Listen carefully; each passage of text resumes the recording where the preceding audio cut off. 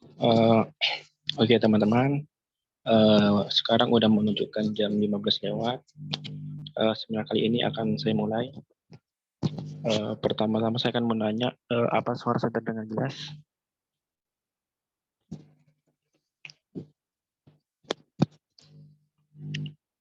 Iya, terdengar, Kak. Oke, terima kasih. Assalamualaikum warahmatullahi wabarakatuh. Selamat sore, salam sejahtera untuk kita semua. Salam Om Swastiastu, nama budaya, salam kebajikan. Sebelumnya, izinkan saya untuk memperkenalkan diri terlebih dahulu. Nama saya Anas Raihan. Di acara kali ini, sebagai moderator yang akan memandu acara seminar pada sore hari ini. Pertama-tama, saya ucapkan selamat sore kepada Kak Eva Dini Anissa selaku narasumber yang akan berbicara pada sore hari ini. Yang terhormat, Selamat sore. Yang terhormat Kak Kurnia selaku founder dari komunitas muda inspiratif, dan juga kepada yang terhormat seluruh panitia yang membantu mensukseskan acara ini. Saya mengucapkan selamat sore kepada teman-teman para peserta. Alhamdulillah, puji syukur kita panjatkan karena berkat rahmatnya kita masih bisa berkumpul bersama-sama untuk menimba ilmu dari narasumber yang luar biasa ini, meski harus dilaksanakan secara online. Acara ini merupakan acara yang dilaksanakan oleh komunitas muda inspiratif. Sebagaimana telah diumumkan, acara ini bertemakan peran teknologi untuk mengasah hard skill di masa pandemi. Untuk mempersingkat waktu, saya bacakan susunan acara pada sore hari ini. Yang pertama, pembukaan. Yang kedua, sambutan. Yang ketiga, pemaparan materi oleh narasumber sekaligus sesi tanya jawab. Yang keempat, penutup. Sebelumnya, izinkan saya untuk membacakan informasi mengenai peraturan yang harus dilakukan oleh seluruh peserta dan harus ditaati. Yang pertama, dilarang meninggalkan room selama acara berlangsung. Yang kedua, semua peserta dimohon untuk mengaktifkan video selama acara berlangsung. Yang ketiga, peserta seminar diharapkan join dengan menggunakan nama asli, bukan nama perangkat ataupun nama institusi. Yang keempat, peserta diharapkan mematikan mute mikrofon selama proses seminar berlangsung. Yang kelima, pada sesi tanya jawab, peserta dapat menuliskan pertanyaan pada kolom chat dengan mencantumkan nama dan pertanyaan. Untuk yang terakhir, keenam, seluruh peserta akan diberikan sertifikat dengan ketentuan sebagai berikut, yaitu peserta yang sudah registrasi dan hadir dalam seminar melalui aplikasi Room Zoom ini, dan peserta yang sudah mengisi feedback kegiatan seminar yang linknya akan dibagikan di akhir acara ini. Baik, memasuki acara yang kedua yaitu sambutan. Sambutan kali ini akan disampaikan oleh Kak Kurnia Indah Permatasari selaku founder dari komunitas muda inspiratif. Untuk Kak Kurnia, apakah sudah siap untuk memberikan sambutan? Sudah, Kak Anas, terima kasih. Oke, Kak. Untuk waktu dan tepat dipersilakan. Oke, baik. Assalamualaikum warahmatullahi wabarakatuh. Selamat sore, teman-teman semuanya. Puji syukur kita panjatkan kepada Tuhan Yang Maha Esa, karena atas berkat rahmat dan karunia-Nya sehingga kita dapat mengikuti acara seminar dengan tema peran teknologi untuk mengasah hard skill di masa pandemi. Saya Kurnia, selaku founder komunitas muda inspiratif, mengucapkan terima kasih kepada teman-teman peserta yang telah mengikuti acara seminar pada sore hari ini. Terima kasih juga kepada Kak Eka, selaku narasumber, serta kepada teman-teman panitia yang telah bekerja keras untuk mensukseskan acara pada sore hari ini. Tak lupa pula, saya ucapkan terima kasih kepada sponsor, yaitu Ines Kosmetik, serta para media partner yang turut mensukseskan acara pada sore hari ini. Semoga ilmu yang kita dapatkan pada acara hari ini dapat bermanfaat bagi kita semua. Setelah acara hari ini, kita akan mengadakan berbagai acara seminar lain dengan tema-tema menarik. Oleh karena itu, tetap pantau terus IG kami, @komunitas muda inspiratif, dan jangan lupa ikuti acara-acara kami selanjutnya. Demikian sambutan dari saya. Mohon maaf apabila ada kata yang kurang berkenan. Terima kasih. Wassalamualaikum warahmatullahi wabarakatuh. Saya kembalikan ke Kak Anas. Waalaikumsalam warahmatullahi wabarakatuh. Terima kasih banyak untuk Kak Flori yang telah memberikan sambutan. Selanjutnya langsung saja ke acara inti, yaitu pemaparan materi oleh Kak Eka. Namun sebelumnya izinkan saya untuk membacakan dan menampilkan CV dari Kak Eka sendiri. Untuk operator mungkin bisa men-share screen CV dari Kak Eka. Operator dipersilakan.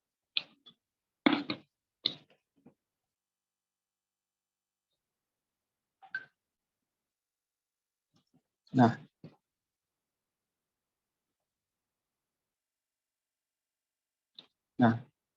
di layar sudah terpampang CV dari Kak Eka sendiri. Lahir pada tanggal 7 Juni 1999, memiliki skill itu presenter international seminar on language, art, and literature education 2019, Olimpiade French Language 2020, dan kemampuan berbahasa asing dalam bahasa Inggris sudah profesional level, di bahasa Prancis intermediate level, dan Jerman di basic level. Untuk edukasinya sendiri, Kak Eka pernah di SMK Tritek Informatika Medan pada tahun 2014 sampai 2016 di jurusan multimedia. Dan untuk di perguruan tinggi,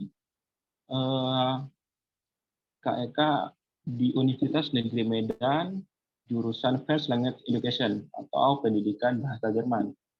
Dan pengalamannya mulai dari di PT SL Aksiata Tbk Medan yang sebagai sales administrasi, di input income and expense, input number that is still active, dan juga di Microsoft mulai dari tahun 2020 di virtual internship di Explore Microsoft Commitment and Approach to Putting Values into Action, Explore Microsoft Cultural Transformation, learn about different communication preference to develop a more flexible communication style, understand the core concept of cloud computing to support business and leveraging it. Dan juga yang terakhir, learn how Microsoft Azure. Dan juga di Mongga Indonesia mulai dari Maret 2021 sampai sekarang di Student Ambassador. Ya, mungkin itu saja dari CV KIK. Selanjutnya langsung saja kita masuk ke pemaparan materi dari KIK. Untuk KIK mungkin sudah siap? Siap. Oke, Pak. Oke. Assalamualaikum warahmatullahi wabarakatuh. Selamat sore semuanya. Sebelumnya saya minta maaf jika background saya sedikit berisik karena saya saat ini sedang berada di kantor. Oke. Sebelumnya terima kasih banyak khususnya untuk kakak-kakak kakak-kakak komunitas muda inspiratif yang memberikan saya kesempatan untuk menjadi pembicara di seminar kita kali ini. Lalu terima kasih untuk semua peserta yang sudah berkenan untuk join di seminar saya ini. Walaupun saya berusaha supaya seminar saya ini hasilnya bagus, ya. Oke, izinkan saya untuk memperkenalkan diri terlebih dahulu. Nama saya Eka Dinianisa, saya mahasiswa dari Universitas Negeri Medan, jurusan Pendidikan Bahasa Prancis. Nah, sebelumnya saya saya alumni dari SMK Tritek Informatika Medan. Nah, pada saat saya SMK, saya mengambil jurusan multimedia. Karena saya sebelumnya berpikir gini, pada saat saya udah tamat SMP, saya berpikir, gimana kalau saya ngambil jurusan multimedia? Karena saya lihat teknologi ini semakin lama semakin canggih, semakin berkembang. Nah, terus saya kebetulan SMP itu alumni dari MTS Negeri 2 Medan. Nah, jadi saya itu orangnya tipikal yang bosenan, yang selalu mencari suasana baru, teman baru. Nah, jadi saya bilang sama orang tua saya, Oke deh Pak, Ma, kakak ambil jurusan multimedia aja di SMK. Ya udah, kalau kamu mau ngambil jurusan komputer, kamu harus siapkan diri kamu juga untuk kerja, karena rata-rata anak SMK itu jarang kuliah langsung kerja. Ya udah, pada akhirnya saya udah masuk di multimedia. Nah, selama saya di multimedia, saya merasa beruntung saya bisa mengetahui perkembangan zaman. Setidaknya itu apa aja sih Adobe yang keluaran terbaru, apa sih yang lagi trending. Tahu kan kalau multimedia ini lebih ke arah editing, komunikasi ataupun kreativitas lainnya. Nah, saat itu saya berusaha menggali kemampuan saya gitu kan sampai saya SMK. Memang ketika udah kelas 3 saya berpikir gini, ini aku bakalan kerja atau kuliah aja ya. Tapi saya tuh lebih lebih suka ke melanjutkan pendidikan saya. Nah, jadi saya udah tamat SMK, saya cobalah PTN. Di situ saya coba semuanya, walaupun di PTN ini saya lari dari jurusan SMK saya, tapi menurut saya bahasa juga penting. Karena di dunia pekerjaan pun yang dilihat bahasa dan teknologi, kemampuan teknologi kita. Jadi selama saya kuliah, saya fokus sama dua hal itu, bahasa dan teknologi. Walaupun bahasa Prancis saya tidak terlalu bagus, tapi saya berusaha untuk saya mengetahui apa yang sedang trending sekarang ini. Seperti software apa sih yang digunakan sekarang ini gitu loh.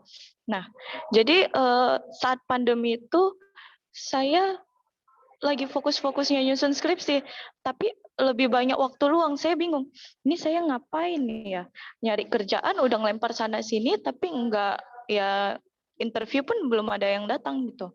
Jadi saya berusaha supaya mencari-cari di Google seperti kursus gratis yang diberikan oleh Google. Nah, jadi saya sama pandemi itu ngikutin kursus gratis. Salah satunya kursus Google Digital Garage, terus digital marketing, Google Analysis, FB AdSense, Instagram AdSense, Microsoft Understand Microsoft for undergraduate and master graduate. Also like psychology, also about Microsoft. Microsoft itu sekarang itu lagi banyak sih, bukan lagi sih, maksudnya di Microsoft ini banyak cabang-cabangnya seperti Microsoft Outlook, Microsoft Office, Microsoft 365, Microsoft Cloud, Microsoft Azure, Microsoft AI. Nah, seperti itu. Nah, lalu selain saya mencari skill, saya juga berusaha supaya supaya tunggu, saya bingung, saya nervous banget ini. Oke, karena karena saya sama sekali tidak ada persiapan, dan karena saya baru memulai kerja, baru diterima kerja beberapa hari yang lalu. Jadi sekalian berbagi, walaupun cerita saya ini tidak terlalu nyambung dengan judul kita. Jadi untuk for your information aja, saya sejauh ini di interview karena mereka melihat CV saya. Memang saya tidak memiliki banyak pengalaman, tetapi CV saya itu saya memiliki sertifikat resmi dari Google, dari Harvard, dari UNICEF, dari Harvard, lalu Open University from UK, lalu saya juga berusaha menampilkan referensi portofolio saya, mengikuti mencoba mengedit di Canva, Photoshop. Karena jujur aja selama saya kuliah saya tidak terlalu mempraktekkan itu. Saya mempraktekannya ketika saya ada tugas video editing. Nah, jadi di video editing itu seperti ke arah pendidikan sih. Nah, jadi saya karena jurusan multimedia, saya bangga dong. Saya bisa tahu apa itu video editing. Bahkan dari awal saya masuk kuliah saja, teman saya tidak tahu kalau laptopnya itu terslip. Nah, jadi mereka pikir itu laptop mereka rusak. Di situ saya heran kan, loh, kamu masa kayak gini aja nggak tahu? Ya nggak tahu ini rusak atau gimana. Oh enggak, ya udah. Jadi saya bukalah laptopnya kan, hanya terslip saja. Nah dari situ saya berpikir, oh hal seperti ini aja pun dibutuhkan dimanapun, karena nggak semua orang melek akan digital ini kan. Nah jadi saya bukalah laptopnya, terus dia mengapresiasi saya, dia memberikan saya uang hanya untuk segitu doang. Besarannya sih nggak perlu saya katakan ya. Tetapi itulah dari situ saya berpikir, oke, digital itu sangat penting. Saya harus lebih menggali ilmu saya tentang dunia teknologi ini. Nah, terus selama pandemi ini saya melihat semua magang itu membutuhkan lowongan seperti content marketing, digital marketing, lalu bisnis, yang podcast. Nah, kira-kira seperti itu. Jadi selama pandemi ini saya berusaha untuk tidak hanya scroll TikTok. Bahkan kalaupun saya scroll TikTok, saya mencari referensi konten yang menarik. Jadi suatu saat saya berpikir, oh kayak gini kalau saya mau buat konten, saya harus tahu kapan uploadnya, tahu apa sih yang lagi trending. Nah, seperti itu. Dan kebetulan saya saat ini baru saja diterima kerja di bagian digital marketing. Nah, jadi di digital marketing ini saya lebih difokuskan untuk sekarang ini ke arah kreatif, karena saya belum terlalu mengenal produk perusahaan saya. Nah, jadi di bagian kreatif ini saya juga belajar kan gimana sih cara mengaitkan konten yang sedang trending dengan produk yang ada di perusahaan saya gitu kan. Nah, terus gimana sih caranya menggunakan menggunakan landing page. Nah, karena saya sendiri di digital marketing ini, saya ya harus mampu berdiri sendiri. Saya nggak tahu mau minta tolong ke siapa. Jadi di digital marketing ini khususnya untuk saya, semua kemampuan kita itu digunakan. Tidak hanya kemampuan Microsoft Excel. Nah, di Microsoft Excel ini kita harus mengerti menggunakan rumus-rumus Microsoft Excel. Seperti kalau tidak salah saya itu ada VLOOKUPs. Itu sangat penting di Microsoft Excel. Lalu Microsoft Office. Gimana sih caranya kita supaya bisa buat surat? Nah, lalu di email, selama ini kan kita hanya tahu email itu hanya bisa masukkan satu alamat email. Nah, ternyata di email itu kita di situ ada bacanya CC dan BC. Apa sih CC itu? Nah, jadi CC itu carbon copy. Jadi kalau kita mau masukkan semua alamat email kita bisa. Tapi orang yang membaca email kita itu juga tahu siapa aja yang alamat email siapa saja yang ada di situ. BC itu blind copy. Jadi mereka seperti saya ini nggak akan tahu alamat email siapa saja yang menerima surat email itu. Ya itu sih. Lalu kita juga harus tahu gimana itu membuat web. Nah kebetulan di perusahaan saya membuat website. Sedangkan saya nggak tahu sama sekali website itu gimana karena saya belum mempelajarinya. Tapi saya searching di Google website yang gratis. Terakhir saya ketemu lah. Nama websitenya itu Berdu. Jadi Berdu itu tidak terlalu berbayar. Tapi saya juga mau belajar tentang apa sih itu C++, apa sih itu SQL, apa sih itu UI design, or something like that. Kayak gitu. Itu saja sih Kak. Saya nggak mau terlalu panjang-panjang banget karena waktu saya pun terbatas. Ini saya untungnya udah minta izin ke atasan saya. Saya hari ini menjadi pembawa acara untuk seminar. Itu saja sih, Kak. Sebenarnya sudah saya persiapkan, cuman saya lupa tiba-tiba karena nervous. Sampai di rumah pun udah malam. Ya, kayak gitu sih, Kak. Maaf ya, Kak. Ya udah, silahkan, Kak. Kalau ada yang mau tanya jawab, nggak apa-apa, saya terima. Oke Kak, terima kasih untuk Kak Eka ya, telah memberikan beberapa materinya. Begini Kak, saya dari diri saya sendiri ada pertanyaan nih buat Kak Eka. Boleh. Ya, Kak Eka tadi bilang bahwa Kak Eka ini punya beberapa sertifikat dari Google, dari Microsoft, dari Harvard. Nah, mungkin nih Kak Eka bisa share bagaimana caranya biar dapat sertifikat tersebut gitu Kak. Oke, good question. Oke, jadi gini kan, saya di situ nyari. Pertama awalnya saya cari di search engine itu kursus sertifikat gratis. Nah, terakhir ketemulah di situ.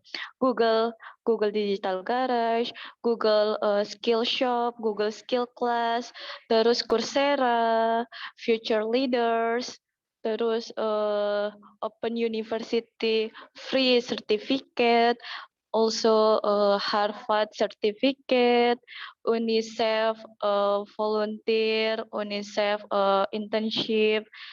Tapi kalau UNICEF itu lebih ke arah volunteer sih. Nah, jadi di UNICEF itu saya mengambil fokus ke perkembangan anak.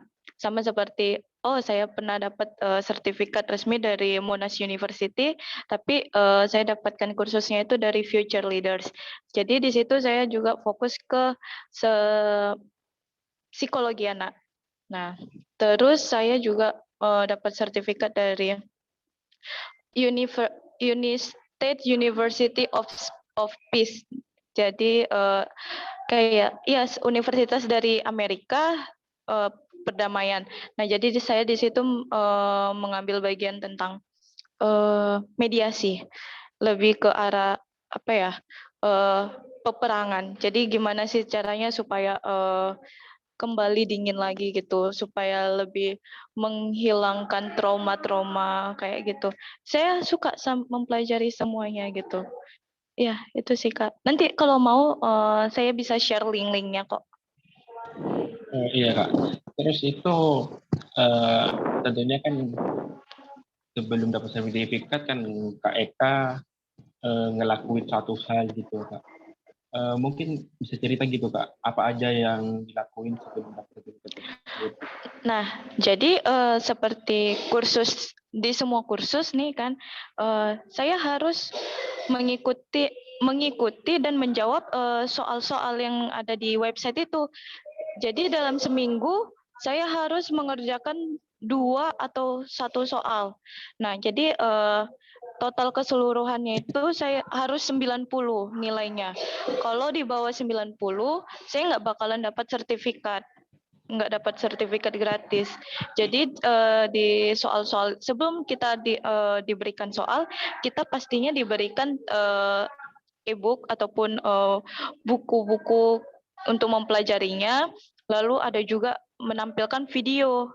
Nah, seperti yang saya ingat itu FB AdSense, Google AdSense, ya mereka memberikan menampilkan video juga apa sih itu FB AdSense, kurang lebih seperti itu. Oke Kak. Itu tadi kan berhubungan sama sertifikat. Nah, saya ada pertanyaan lagi untuk Kak Eka. Boleh. Iya. Tadi Kak Eka kerjanya di bidang apa Kak? Marketing apa gimana? Iya, saya hari Sabtu kemarin baru diterima kerja di bagian digital marketing. Oh, digital marketing. Nah, kebetulan di bidang marketing itu sepertinya sesuai dengan jurusan saya di administrasi bisnis. Mungkin Kak bisa share pengalaman bagaimana gitu Kak ceritanya biar bisa keterima di bidang tersebut, atau ya mungkin biar seperti tips-tipsnya biar dapat pekerjaan di bidang tersebut gitu Kak. Oke, berdasarkan pengalaman saya, selama saya interview diterima kerja ataupun selama ini saya hanya di interview magang-magang, tapi pada akhirnya saya nggak ada panggilan lebih lanjut. Selama saya interview itu, yang pertama ditanya kemampuan. Kemampuan apa saja yang digunakan di digital marketing ataupun bisnis ataupun seperti perusahaan korporat. Nah, yang pertama, mampu nggak menggunakan Microsoft Excel? Satu, Microsoft Excel.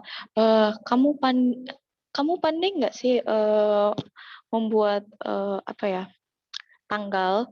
Jadi tanggalnya itu harus berurut. Jadi misalnya kan satu kolom nih, mulai tanggal, buatlah ini tanggal 12 kan. Nah, jadi di tanggal itu satu kolom itu kita buat aja tanggalnya. Gimana selanjutnya supaya otomatis muncul tanggal itu sendiri, Microsoft Excel. Nah, lalu mampu menganalisis pasar, persaingan, apa yang sedang dibutuhkan, apalagi di era pandemi ini. Jadi saya juga harus mampu menganalisis Google Ads, mampu membuat FB Ads, FB landing page, website website yang bisa menarik perhatian orang, lalu menargetkan pasar, menargetkan umur audiens. Itu sih sejauh ini. Untuk job desk-nya sendiri di bidang tersebut gimana, Kak? Kalau saya, karena saya sendiri, terus saya ngerasa nggak terbebanin sih, saya enjoy aja. Disuruh buat web developer, oke, saya buat. Disuruh buat FB fanpage, oke, saya buat. YouTube, oke, saya buat. Nah, terus apa lagi ya? Desain, semua saya merangkup semuanya. Iya, Wah, karena berarti. di perusahaan saya ini di bidang retail, jadi lebih fokus ke gini sih, apa sih yang lagi trending gitu, itu aja sih. Oh, iya Kak. Terima Mm-mm. kasih atas jawabannya, Kak. Iya. Baik, Kak. Ini tadi di kolom komentar ada pertanyaan dari Kak Kurnia. Kak Eka, bagi dong pengalaman bisa bekerja sebelum lulus kuliah. Gimana, Kak? Pengalaman apa Kak? Mohon maaf ulang. Pengalaman bekerja sebelum lulus kuliah. Jujur saya pengalaman bekerja itu hanya pas SMK. Jadi saya SMK itu pada saat kelas 2 SMK, saya diberikan kesempatan magang di XL Axiata. Di situ saya sama sekali nggak mengharapkan gaji. Yang dimana saya mendengar kawan-kawan saya itu magang pun dapat gaji. Saya tidak terlalu berharap. Yang penting saya udah magang di perusahaan terkenal. Nah, jadi pengalaman saya ditempatkan di bagian sales administrasi. Jadi di sales administrasi itu saya juga mencoba menjadi customer service. Nah, terus di bagian sales administrasi. Jadi di sales administrasi itu ya itu mendata nomor yang masih aktif. Kalaupun aktif, ditelepon apa sih keluhan mereka, mau nggak mereka dan juga saya menawarkan jasa seperti mau nggak mereka itu menjualkan kartu XL seperti konter-konter kecil seperti itu kan. Nah, kalau untuk customer service lebih ke apa ya? Menanyakan keluhan sih itu aja Kak. Nah, kalau untuk di kuliah pengalaman saya tuh hanya sebagai magang, magang sebagai guru. Jadi saya semester 2 saya magang di sekolah SMA. Nah, jadi anak-anaknya itu ya bisa kita bilang mannernya belum terlalu bagus. Terus guru-guru di situ bilang eh, anak tersebut terkenal bandel. Nah, jadi saya berusaha dong cari cara.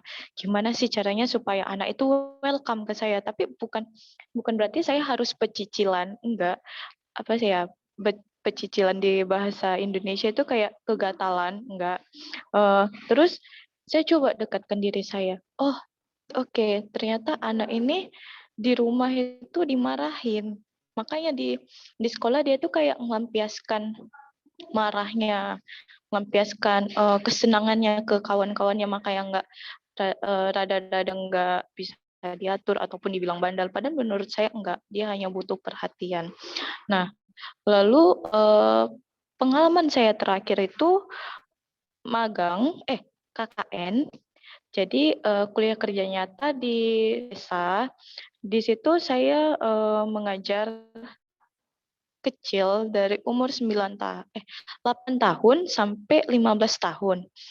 Di situ saya juga mengajarkan anak-anak yang belum bisa baca sama sekali ataupun speak delay. Nah, jadi di speak delay ini saya berusaha mendekatkan diri saya. Ayo dong ngomong sedikit-sedikit aja gitu. Terus saya bilang, nama kamu siapa? Oke, lama-kelamaan saya selalu memberikan hadiah ke dia seperti beng-beng. Nah, saya memberikan hadiah ke dia untuk mendekatkan diri saya ke dia supaya dia nyaman dengan saya. Nah, pada saat saya juga mengajar anak-anak lain, saya juga mengajarkan bahasa Prancis. Karena saya ngerasa anak-anak umur segitu itu masih golden age. Jadi diajarkan apapun itu bakalan masuk di pikiran mereka. Jadi saya ajarin bahasa Inggris sedikit demi sedikit, setidaknya ada yang mereka tahu. Yang saya ajarin itu cara memperkenalkan diri, lalu angka dalam, I'm sorry, sedikit berisik, maaf ya. Karena saya di sini bersama anak marketing juga, jadi mereka ya menerima kritikan dan saran dari konsumen. Nah, jadi balik lagi pada saat saya KKN di desa, saya mengajarkan memperkenalkan diri dalam bahasa Prancis, angka dalam bahasa Prancis, menyebutkan orang tua dalam bahasa Prancis, warna dalam bahasa Prancis. Nah, untungnya mereka itu lebih welcome lebih bisa daripada bahasa Inggris, karena di pikiran mereka udah gini, guru di sana Kak kejam-kejam Kak, cara mengajarkannya nggak enak. Nah, kalau saya namanya masih kecil kan, kita belajar sambil bermain, nggak melulu tentang menghafal. Saya juga mengajarkan anak-anak itu tentang menggambar. Jadi saya kasih gambar, saya tanya, ini warna apa? Terus saya bilang gini, parlez français. Oke, mademoiselle, katanya kan. Nah, coba sebutkan dalam bahasa Prancis. Iya baik, madam. Iya baik, mademoiselle. Dan mereka bisa. Seperti itu saya mempraktekkan bahasa Prancis ke anak-anak. Itu aja sih, Kak. Dan itu saja pengalaman saya. Saya belum terlalu banyak pengalaman. Terima kasih, Kak. Iya Kak, terima kasih atas jawabannya Kak. Untuk teman-teman peserta, mungkin ada yang mau bertanya secara langsung, speak up, mungkin langsung bisa di-unmute suaranya langsung bicara ya. Iya.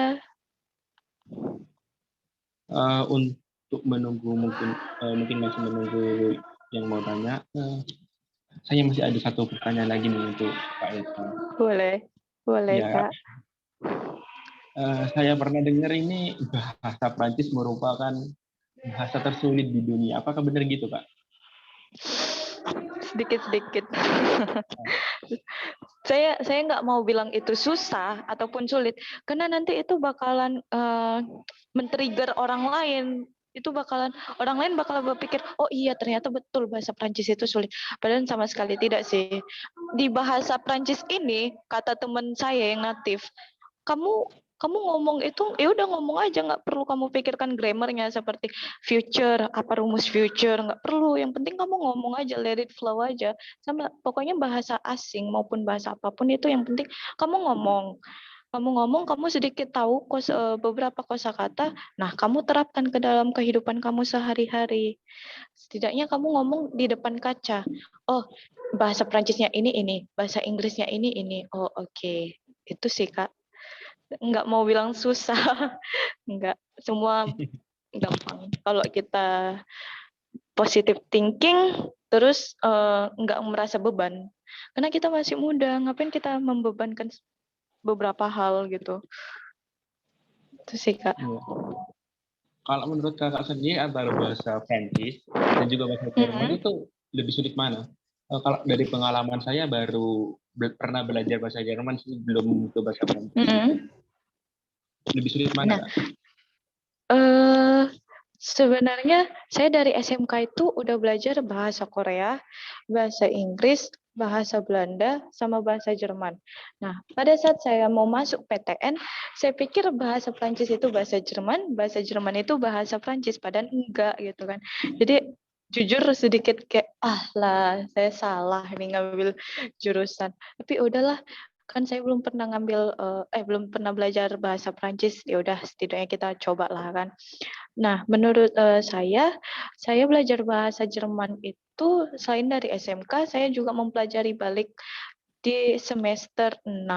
Jadi di semester 6 itu masih tahap-tahap dasar sih, kayak memperkenalkan nama, alamat, ya masih tahap dasar banget. Tapi kalau untuk rumus, sepertinya rumus lebih susah bahasa Jerman.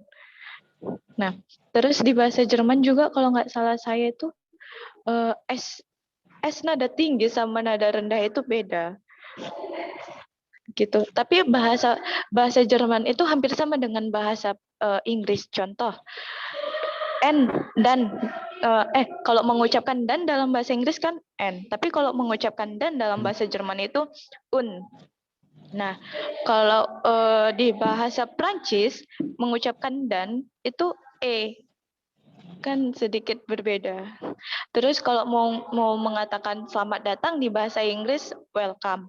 Nah, sedangkan di bahasa Jerman kalau tidak salah saya welcome ataupun willkommen. Seperti itu. Yang lain tanya dong. Iya, yang lain masih diam-diam aja ini, Kak. Iya, tanya apapun. Ya, jadi pas masuk di perkuliahan apa Kak Eka ini belajar dari awal mengenai bahasa Prancis ini atau mulai dari nol gitu, Kak? Iya, mulai dari nol banget, buta banget. Tapi orang tua saya syukurnya selalu mendukung saya. Nah, kamu beli kamus ini, kamu pelajari. Nah, ini ada video ini, kamu pelajari. Jadi orang tua saya juga selalu menanyakan tiba-tiba, Kak, apa sih bahasa Inggrisnya? Maaf cakap, babi dalam bahasa Prancis. Oh, ini gitu kan. Terus orang tua saya gini, di bahasa asing itu Kak, yang penting kita paling utama yang harus kita tahu kalimat kotor. Nah, orang dari kalimat kotor itu bakalan lebih menggali lagi bahasa asing itu, gitu. Itu sih Kak. Mulai dari nol di jurusan kuliah. Hebat sekali, Kak. Iya, tapi jangan tanya IPK, karena saya jauh dari sempurna. Iya. Kok bisa gitu, Kak? Yakin banget ke jurusan itu, padahal kan Kakak sendiri ini nggak tahu apa-apa sebelumnya mengenai bahasa Prancis gitu, Kak. Karena gini, saya udah coba Sandi Negara, Badan Intelijen Negara. Nah, ayah saya ngasih, tapi mama saya nggak ngasih. Karena isunya, kalau kita mau daftar, kita harus dihapus dari KK. Oke, saya coba yang lain. Ikatan dinas yang lain, gagal. Saya coba ambil hubungan internasional, gagal. Saya coba ambil ilmu komunikasi, gagal. Jadi yang saya diterima 2 universitas di tahun 2016. Pertama PGMI, Pendidikan Guru Madrasah Islam, Madrasah Ibtidaiyah di UINSU, Universitas Islam Negeri Sumatera Utara. Nah, lalu yang kedua bahasa Prancis. Jadi saya berpikir gini kan, saya tanya-tanya juga ke teman-teman saya yang udah senior kuliah gitu kan, yang udah kerja. Jadi saya tanya, Kak, Bang, kalau kita melamar kerja, apa dulu yang dilihat? Tergantung perusahaannya. Biasanya perusahaan itu nengok dari akreditas universitas, akreditas fakultas, dan akreditas program studi. Nah, saya bandingkan pada saat itu akreditas di universitas pertama yang menerima saya itu akreditasnya masih C, akreditas prodinya. Nah, sedangkan di bahasa Prancis ini akreditasnya udah A. Terus pun di bahasa Prancis ini enggak melulu tentang menjadi guru, enggak. Di situ kami juga mempelajari tentang pariwisata, eh, sedikit tentang politik, hubungan internasional, terus kultur, perhotelan, tapi memang lebih banyak ke guru. Paling guru mengajar tentang grammar aja sih. Terus linguistik, sastra juga kami juga mempelajari itu sih Kak. Oke Kak. Terus lagi saya ingin bertanya lagi Kak. Boleh kan Kak? Boleh. Iya Kak.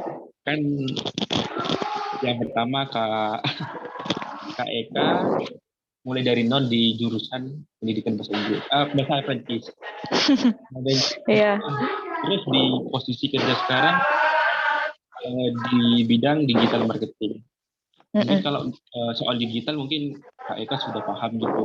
Nah, di soal marketingnya ini Kak, apakah Kak emang mulai dari nol juga apa gimana Kak? Iya, tentu saya dari nol juga. Nah, kebetulan produknya ini gimana ya, di perusahaan saya ini ada 3 cabang. Pertama tentang perumahan, lalu sekolah dan retail. Nah, saya kebetulan di bagian retail. Saya pertama yang harus saya kenalin itu produk. Nama-nama produk, ukuran produk, apakah barang itu tersedia atau enggak. Karena kan enggak mungkin kan saya selalu bertanya ke rekan saya yang lain, ini apa nama produknya? Ini ukurannya berapa?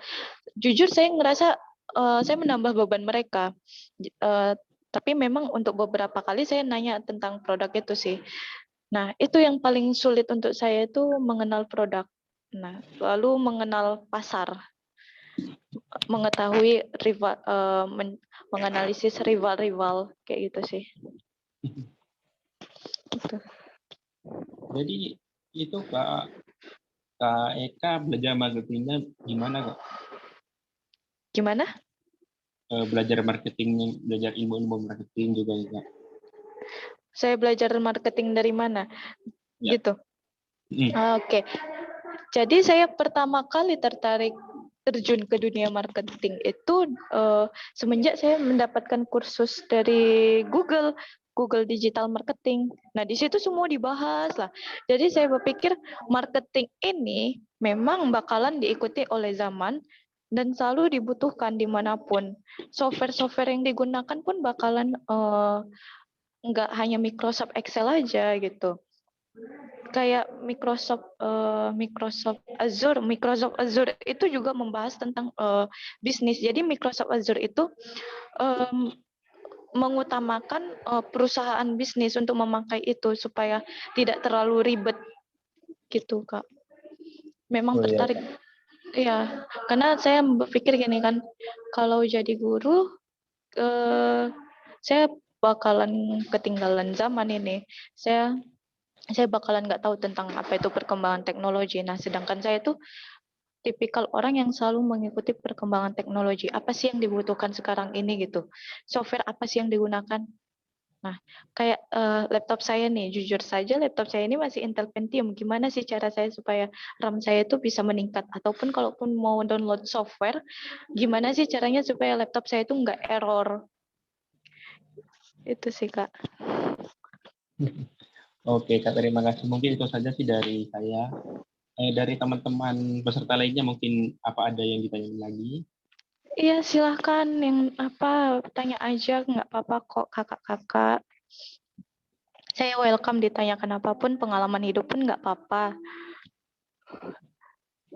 Sebenarnya saya sendiri masih ingin sharing-sharing mengenai pekerjaan kakak ini, Kak. Soalnya relate banget sih sama jurusan saya. Karena gini Kak, kita walaupun jurusan bahasa Prancis, belum tentu kita menjadi guru. Ataupun gini, misalnya nih, jujur saja ya Kak, saya beberapa kali nemu anak keperawatan, tapi dia kerja di bidang fashion. Nah, berarti kan nggak selamanya kita kerja sesuai dengan jurusan kita, enggak. Maka dari itu, gimana sih cara kita menyiapkan diri kita supaya kita nggak monoton ke jurusan itu sih. Maksudnya kita juga harus menyiapkan, oh gimana sih kalau misalnya tiba-tiba aku diterima di bagian ini, toh aku harus tahu sedikit-sedikit tentang eh, tentang apa ya, setidaknya Microsoft Office saja deh, Microsoft Office Word. Aku harus mengerti gimana cara mengerjakan Microsoft Word ini, gimana cara membuat surat di Microsoft Word, gimana menggunakan email. Setidaknya itu saja yang harus kita mengerti, Kak. Nah, kayak saya juga pernah di bagian social media admin. Jadi di social media admin itu saya harus tahu feed apa sih yang menarik, apa yang sedang trending. Nah, sekarang ini kan yang lagi menarik warna feed yang estetik ataupun warna vintage gitu kan. Nah, di situ saya harus mendesain juga. Harus tahu jam berapa saya harus memposting di Instagram. Lalu saya juga harus melihat hari ini berapa persen yang melihat akun kita. Itu sih, Kak. Oke, Kak. Ada yang nanya di kolom chat nih, Kak, di tes kerja seperti apa, Kak? Mungkin bisa dijawab, Kak. Oke.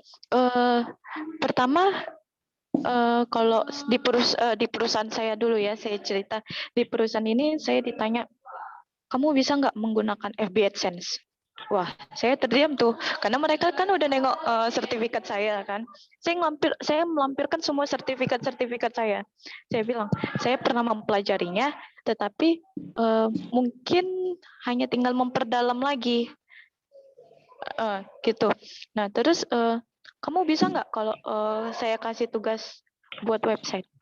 Ataupun gimana sih cara kamu kalau misalnya kamu nggak pandai buat website, cara lain supaya orang bisa mencari nama perusahaan kita di Google.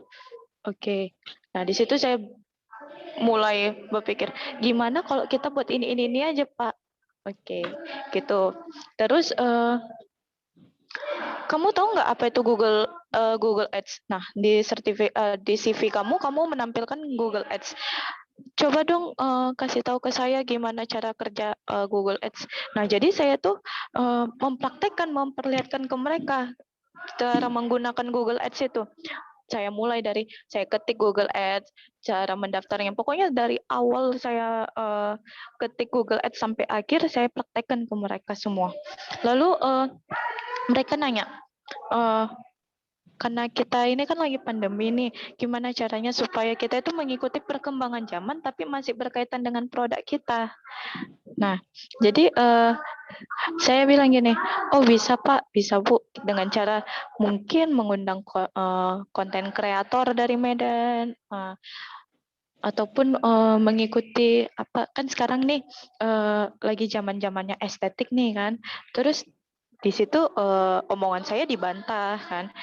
Tapi kan selama ini yang beli produk kita itu orang tua yang sekitar umur 35 tahunan. Gimana cara kamu supaya yang melihat produk kita itu nggak hanya umur segitu terus, tapi orang yang udah nikah muda. Oh iya Pak, dengan cara gini. Oke. Kamu bisa nggak bisa nggak kamu menggunakan Canva, Adobe Photoshop, Adobe Illustrator, Corel Draw, terus AutoCAD, terus ya kurang lebih software seperti itu. Karena kan itu semua software desain, software untuk membangun rumah. Karena perusahaan saya ini juga bagian apa ya, masih gimana ya bilangnya, memiliki perumahan juga, perusahaan perumahan web pula, home developer ya bahasa kekiniannya. Jadi itulah gimana sih bentuk rumah itu dari nggak usah lah rumah, kamu bisa nggak buat kursi sofa dari AutoCAD? Jujur saya bilang saya nggak bisa Pak. Saya pernah mempelajarinya, tapi saya belum yakin dengan diri saya di bagian itu. Itu sih. Pokoknya kamu kamu harus pahamin desain, kamu harus pahamin Microsoft sama email. Itu aja sih menurut saya. Ini Kak, tadi ngomongin soal software, ada yang nanya di kolom komentar. Aplikasi apa nih yang paling sering dipakai nih Kak? Aplikasi yang sering dipakai, kalau di perusahaan saya ini, saya kan di bagian digital marketing. Saya sering memakai aplikasi Photoshop, Canva, Adobe Illustrator, website Berdu, FB Ads, Google Ads, Instagram Ads. Ya, hanya itu. Aplikasi dan software. Jadi kalaupun kalian nggak mau membuat website sendiri, jadi di website Berdu ini kita semua udah di website Berdu itu udah menyediakan semuanya, dari domain, dari tema, tampilan, udah semua diatur sama web Berdu ini. Cuman berbayar tapi tidak terlalu mahal. Jadi saya juga disuruh gimana sih caranya website Berdu itu tersambung ke WhatsApp perusahaan, ke FB fanpage kita. Di situ saya masih mikir-mikir. Jujur ini aja saya belum selesai desain website saya. Tapi saya udah bisa menyambungkan antara website dengan WhatsApp perusahaan. Nah, tinggal saya menyambungkan dari website itu ke FB fanpage perusahaan kami. Itu sih. Oke, Kak. Terus dari tadi udah ngomongin soal pekerjaan nih. Ada lagi yang perkuliahan Kak nih. Kak, kuliahnya yang dipelajari apa saja Kak? Kebanyakan sih tentunya tentang pendidikan, karena saya kan pendidikan bahasa Prancis. Saya juga mempelajari keguruan, mental seorang anak, yang dimana mental seorang anak itu kan pasti, maksudnya gini, tingkah anak di rumah sama tingkah anak di sekolah itu pasti beda. Nah, itu saya mempelajari tentang itu. Lalu mempelajari tentang kultur. Kultur Indonesia dan Prancis itu sangat berbeda. Contohnya, kalau kita kan salam-salaman nih. Kalau di Prancis dikenal dengan bis-bis. Apa itu bis-bis? Bis-bis itu cipika-cipiki. Nah, itu sih salah satu kultur dari Prancis. Nah, mereka juga makan roti baguette, croissant, tentang kultur, terus tentang linguistik, tentang terjemahan, tentang pariwisata. Linguistik itu lebih ke arah sastra, jadi kayak penulis ini siapa sih namanya, lebih mencari tahu penulisnya. Kalau untuk translate sedikit-sedikit sih, kayak mentranslate satu file tapi 3 paragraf. Nah, itu di situ kami mencoba untuk mentranslate file tersebut. Terus pariwisata, gimana sih caranya supaya pariwisata kita itu dikenal oleh negara Prancis. Kebetulan skripsi saya itu tentang budaya. Jadi secara bahasa Indonesia, skripsi saya itu tentang pengembangan video pembelajaran untuk kemampuan berbicara bahasa Prancis berbasis budaya Melayu. Saya sangat tertarik dengan budaya. Saya memang betul-betul mau mengenalkan budaya Indonesia ke Prancis. Karena menurut saya orang itu sangat welcome dengan budaya kita gitu. Bukan apa ya, mereka juga nggak rasis. Jadi selama saya mengerjakan skripsi, selama saya mengikuti kegiatan seperti lomba tahun 2020 itu, saya dibantu sama teman saya yang asli dari Prancis. Jadi mereka itu membantu saya mentranslatekan, juga mengkoreksi kalimat mana saja sih yang salah. Pada saat mereka mengkoreksi, kan tentu mereka membaca dari awal sampai akhir. Lalu mereka bilang, wih, Kadin, mereka manggil saya Kadin. Wih, Kadin, keren ya kultur kamu. Saya lihat di Google kultur di Indonesia itu sangat banyak, apalagi pakaiannya cantik-cantik. Kamu dari tradisi apa gitu?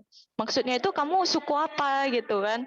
Nah, saya bilang, oh saya suku Jawa sama Batak. Oh iya, boleh nggak lihat apa pakaiannya gitu? Nah, saya kasih lihat kan. Terus ada teman saya yang desainer dari Prancis. Jadi dia bilang, nah ini untuk baju nikahmu kayak gitu. Saya masih lama nikah. Nggak apa-apa, ini udah saya kasih sebagai hadiahnya. Jadi nanti kalau kamu mau nikah, mau fitting baju, kamu kasih tunjuk aja desain saya ini. Jadi kayak wah enak nih gitu, bertukar pikiran, bertukar budaya dengan negara Prancis, dengan negara Jerman ataupun Swiss ataupun negara lainnya. Memang ada beberapa yang rasis, ada yang enggak. Itu tergantung gimana cara kita membawakan diri sih. Itu sih. Yang lain tanya. Oke, tips ya.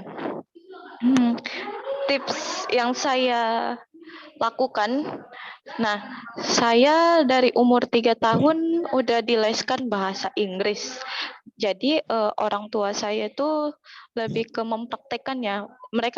Memang sih mereka bukan native speaker, tapi mereka kayak nggak peduli tentang grammar. Yang penting kamu itu tahu ngomong keseharian. Kamu praktekkan aja dalam kehidupan sehari-hari.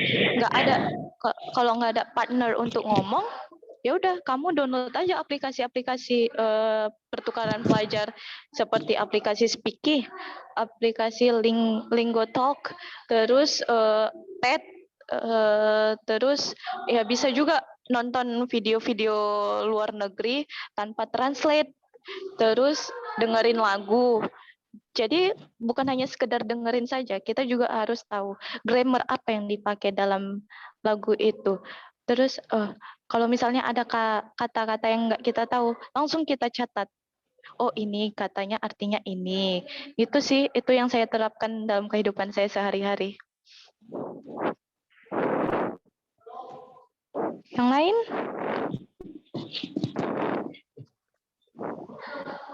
Mungkin dicukupkan aja ya Kak, soalnya udah kurang lebih udah sejam kita saling sharing-sharingnya Kak.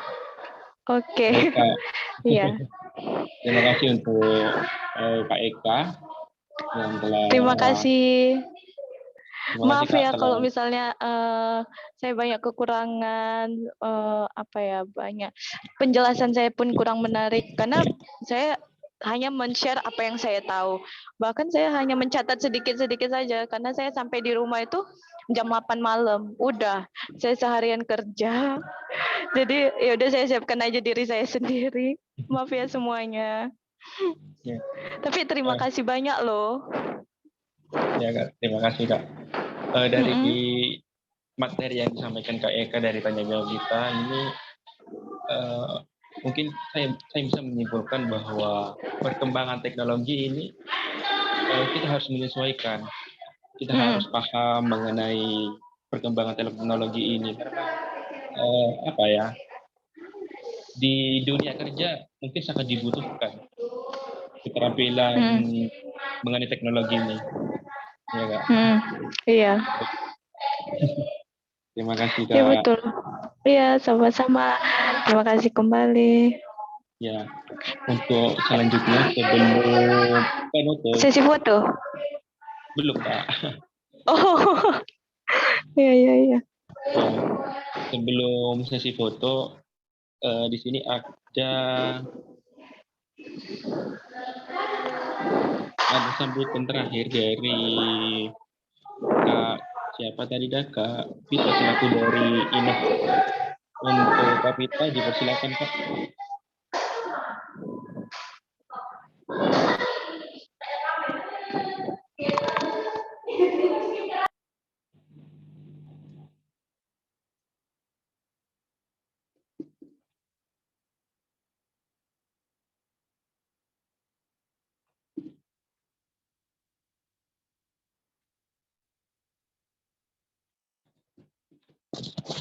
Untuk Kak Vita.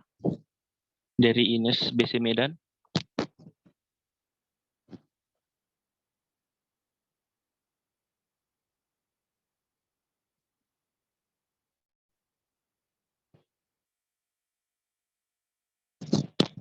Halo Kak Pita.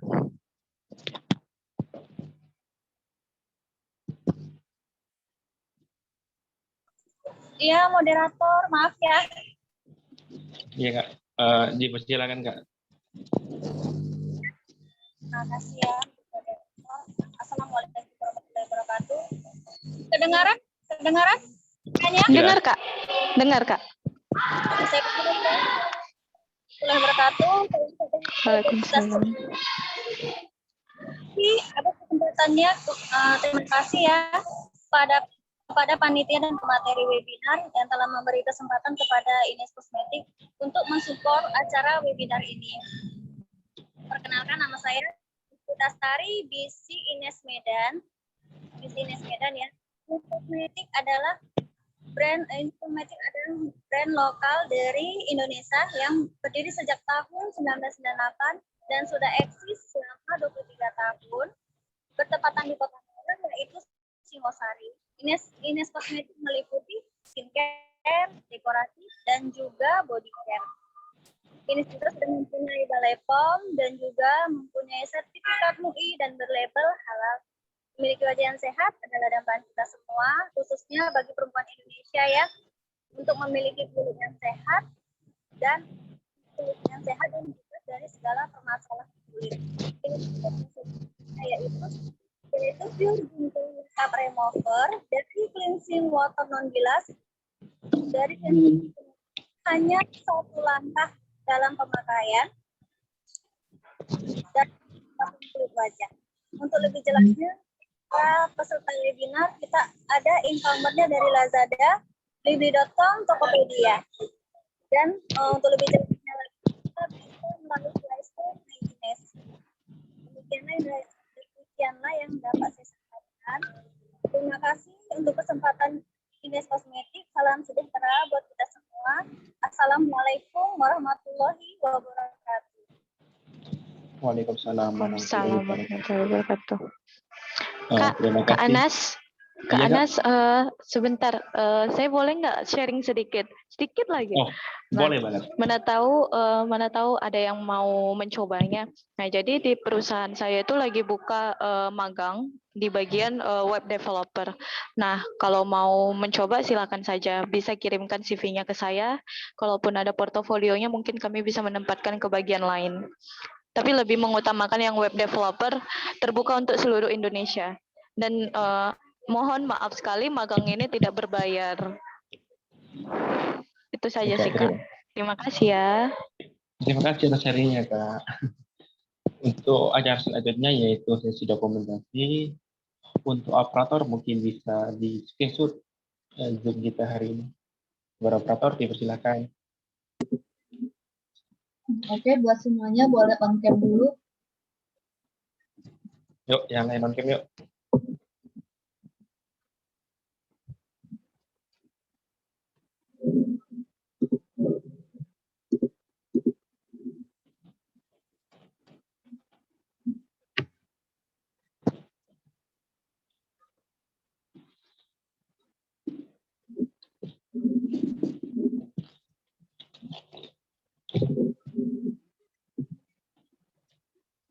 Oke, saya mulai hitung ya. 1, 2, 3.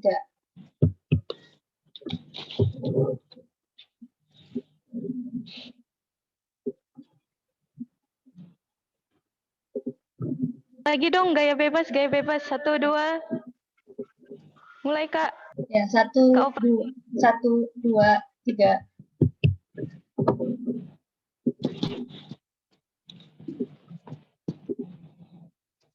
Oke, sudah ya. Gimana Kak? Udah selesai Kak? Udah. Oke, terima kasih. Baiklah teman-teman sekalian, demikian seminar online pada sore hari ini.